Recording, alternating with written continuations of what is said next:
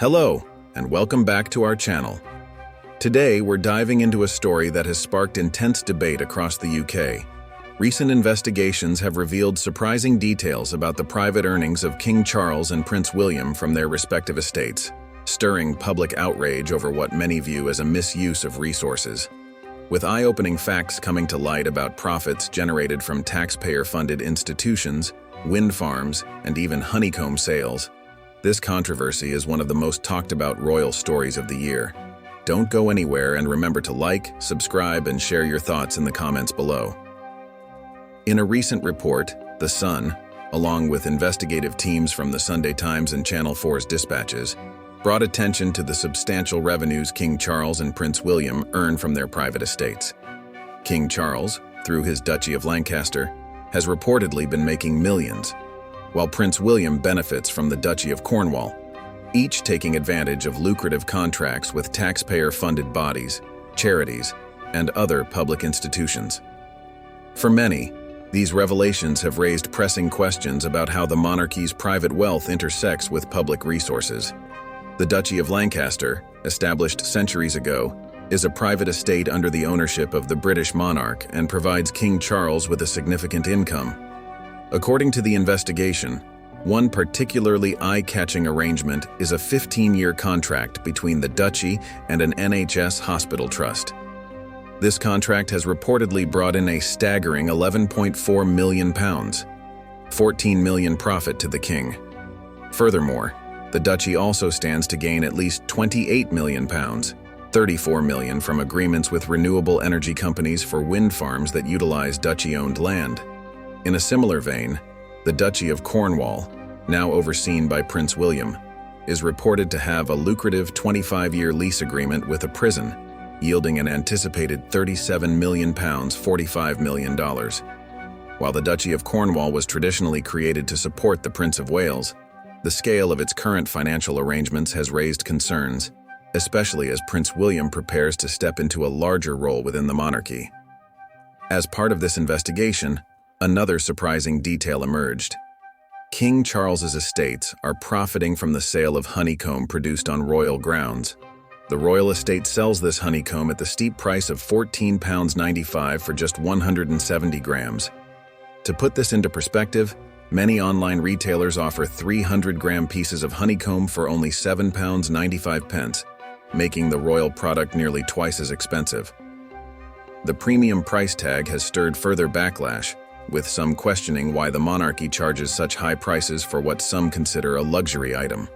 This honeycomb price point has become symbolic of a larger issue for many critics, who feel that the monarchy is out of touch with the financial struggles facing everyday Britons.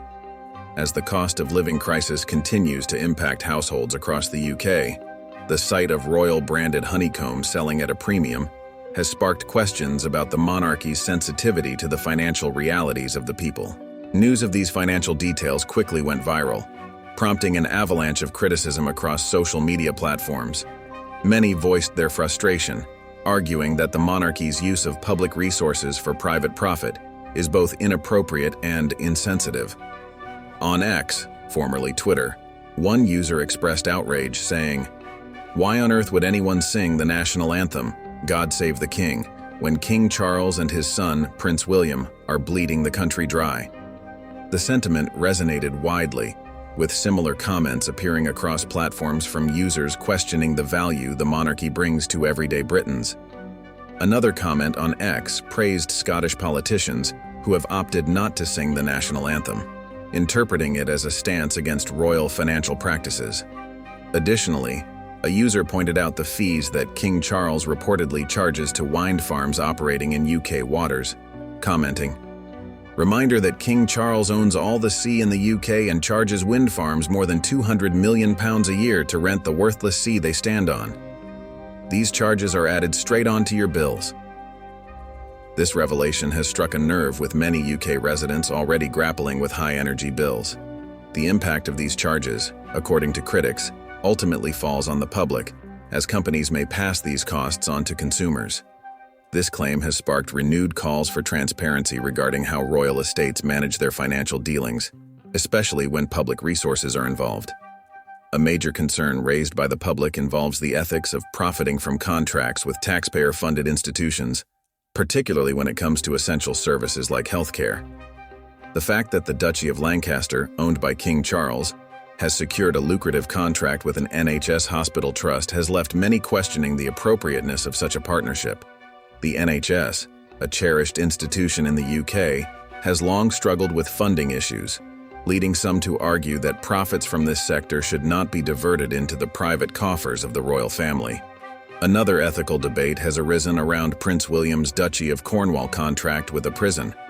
Some critics argue that institutions like prisons should not be generating profit for private individuals, even if those individuals are members of the royal family. These arrangements, they say, create a potential conflict of interest between the public good and private wealth accumulation. Furthermore, the investigation's findings have placed a renewed focus on the monarchy's transparency, or lack thereof, regarding its financial activities.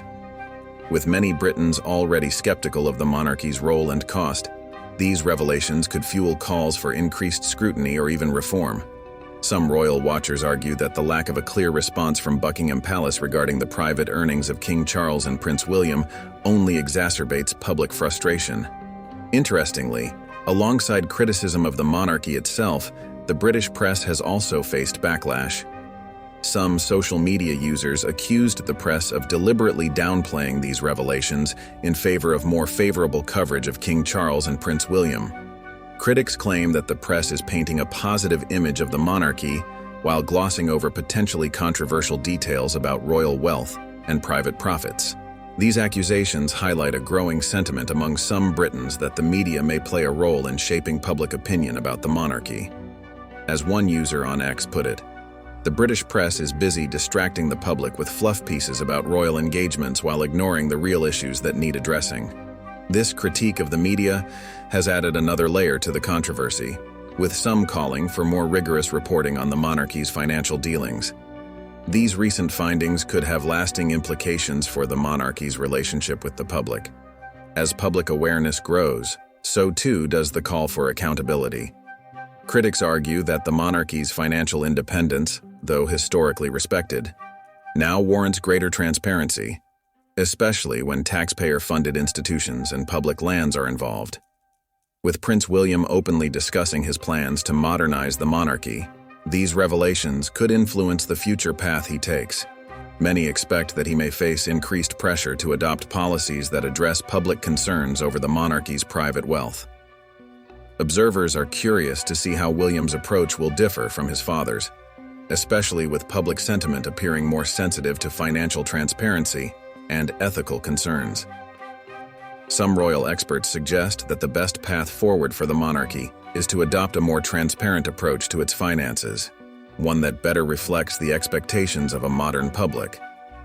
As financial scrutiny grows, it may become increasingly challenging for the monarchy to justify substantial private earnings derived from publicly funded resources.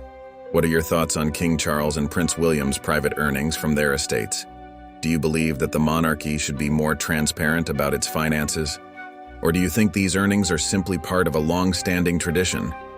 We'd love to hear your thoughts in the comments below. Thank you for tuning in. If you enjoyed this in-depth look at the British royal family, please don't forget to like, subscribe, and hit the notification bell for more updates. Stay tuned for more royal news, and we'll see you in the next video.